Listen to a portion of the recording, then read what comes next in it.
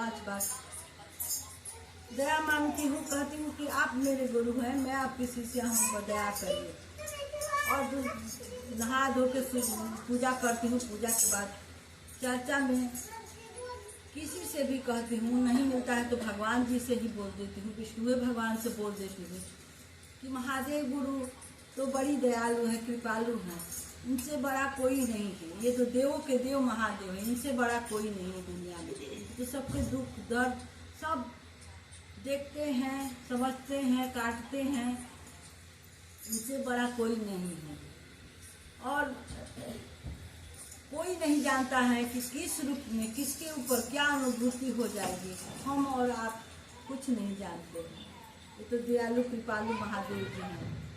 और तीसरा मैं नमन करती हूँ, हर हर महादेव। जाओ एक बार मैं तपस करी गुरु आ जाओ, भोला आ जाओ, गुरु आ जाओ, भोला आ जाओ, तपस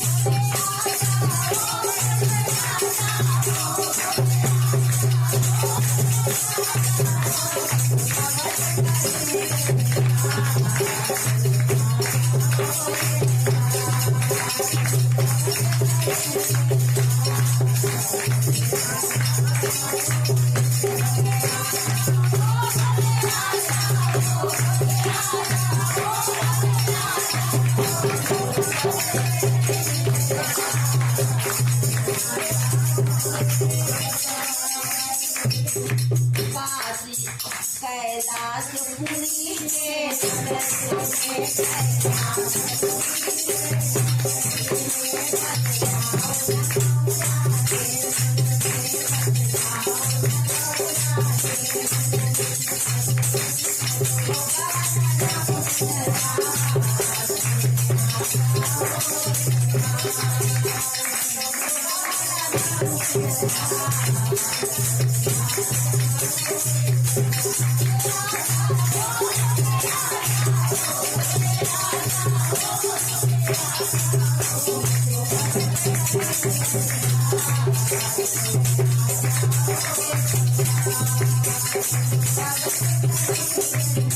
जाओ